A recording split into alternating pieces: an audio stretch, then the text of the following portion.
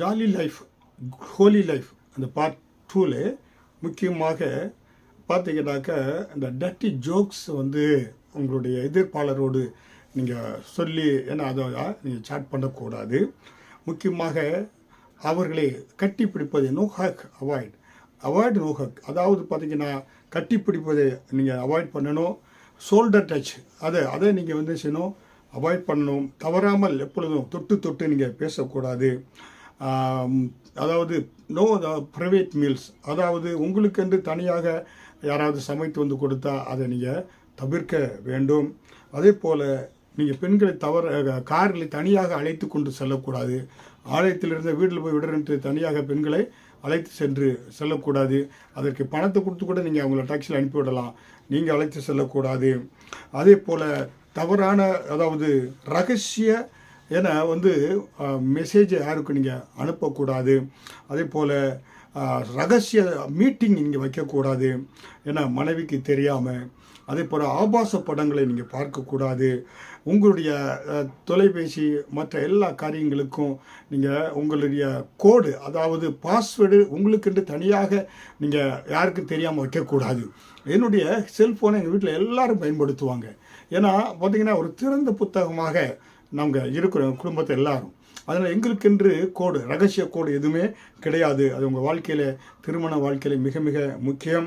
அதே போல் பார்த்தீங்கன்னாக்கா எப்பொழுது மனைவி குறித்தே நினைங்க, மனைவியினுடைய அழகை ரசிங்க, மனைவியினுடைய காரியங்களே உங்களுக்கு வேதவசனம் சொல்லப்பட்டது போல் உன் இள வயதின் மனைவியோடு கூட சந்தோஷமாக இரு, அவருடைய ஸ்தனங்களே உன்னை மகிழ்விக்கட்டும் என்று வேதவசனம் சொல்வது போல அதனால் அதிலேயே நீங்கள் எப்பொழுதும் இருக்கும்படியாக அந்த நினைவோடு கூட இருங்க. அதே போல் ஒரு அக்கௌண்டபிலிட்டி பார்ட்னராக இருங்க. ஒரு உக்கரானத்துவம் மனைவிக்கு நீங்கள் பணத்திலும் சரி, உறவிலும் சரி, பேச்சிலும் சரி மனைவிக்கு கணக்கு கொடுக்கணும். எனக்கு கர்த்தர் என்ன பார்க்குறார், என் மனைவிக்கு நான் உண்மையாக இருக்கிறேனா, ஒரு அக்கௌண்டபிலிட்டி பார்ட்னராக நீங்கள் இருங்க. முக்கியமாக பார்த்தீங்கன்னாக்க உங்கள் மனைவியோட தோழிகளோடு கூட மனைவியோட சகோதரிகளோடு கூட மிக மிக நீங்கள் கவனமாக இருக்கணும். ஏன்னா பார்த்தீங்கன்னாக்கா அந்த உறவில் நீங்கள் ஸ்ட்ரிக்டாக இருக்க வேண்டியது மிக மிக அவசியம். நீங்கள் ஒரு கணத்துக்குரிய அவர்களை கனப்படுத்துகின்ற பொழுது உங்கள் மனைவிக்கு நீங்கள் கணத்தை கொண்டு வரக்கூடியவர்களாக இருக்கிறீங்க. அதே போல் உங்கள் வீட்டில் வேலை செய்யக்கூடிய ஹவுஸ்மேட் டொமஸ்டிக் ஒர்க்கரோடு கூட மிக மிக கவனமாக இருக்க வேண்டும். கடந்த 25 வருடங்களுக்கு மேலாக எங்கள் வீட்டில் டொமஸ்டிக் ஒர்க்கரை நாங்கள் வைத்து ஏன்னா பாஸ்டர் சீலா அவர்கள் நடத்துகிறாங்க. ஒரு டொமஸ்டிக் ஒர்க்கரை நான் முகத்தை ஏறி பார்த்தது கிடையாது. அவங்க பேர் தெரியாது, முகம் எதுவுமே தெரியாது.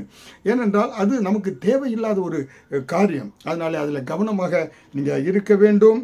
அதே போல் பார்த்தீங்கன்னாக்க எந்த பெண்களுடைய ஃபோன் நம்பரையும் நீங்கள் தேவையில்லாமல் சேகரிக்கக்கூடாது. பெண்கள் என்னுடைய ஃபோனில் எந்த சிஸ்டர்ஸ் யாரும் ஃபோன் நம்பரு நான் வைத்துக்கொள்ளவே மாட்டேன். எல்லா பெண்கள் காரியமாக என்ன மனைவியை பார்த்துக்கொள்வாங்க. பெண்களுடைய ஃபோன் நம்பர்ஸ் தேவையில்லாமல் நீங்கள் வைத்துக்கொள்ளாதீர்கள். அவர்களோட கூட பெண்களுக்கு நான் கவுன்சிலிங் கொடுக்குறேன் என்று சொல்லி நீங்கள் கவுன்சிலிங் கொடுக்காது. எதிர்ப்பாளருக்கு பெண்களுக்கு உங்கள் மனைவி கூட இருக்க, நீங்கள் கவுன்சிலிங் கொடுத்தாலும் மனைவி கூட இருக்க வேண்டும். அவர்களுக்கு நீங்கள் ஒரு கவுன்சிலராக தனிமையில் கவுன்சிலிங் கொடுப்பதை நீங்கள் அவாய்ட் பண்ண வேண்டும். அதே போல் பார்த்தீங்கன்னாக்க நீங்கள் வாழ்க்கையில் மகிழ்ச்சியாக சந்தோஷமாக இருக்கணும், வீட்டுக்கு போங்க, மனைவி கூப்பிடுங்க, மனைவியோடு நன்றாக நேரத்தை செலவிடுங்க, சந்தோஷமாக இருங்க, மனைவியை நன்றாக கட்டிப்பிடிங்க, அவங்களோட கைகோர்த்து நடங்க, அவங்களுக்கு உற்சாகத்தை நீங்கள் கொடுங்க. ஏனென்றால் உங்கள் வாழ்க்கையை பார்த்தீங்கன்னாக்கா நீங்கள் மனைவியோடு கூட எவ்வளவு உறவை வளர்த்து கொள்கிறீங்களோ அவங்களுக்கு ஒரு தன்னம்பிக்கை உண்டாகும்.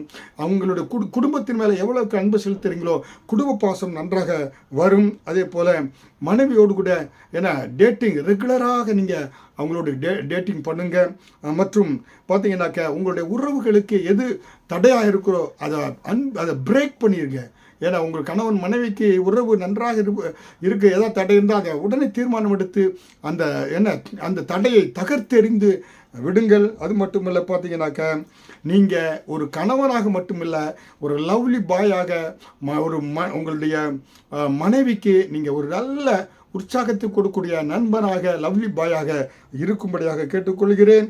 அது மட்டுமல்ல பார்த்தீங்கன்னாக்க நீங்கள் தவறான காரியத்திற்கு நீங்கள் அடல்ட்ரியில் விழுந்தீங்கன்னா அதற்கு விளக்கரை செலுத்தி தான் ஆகணும்.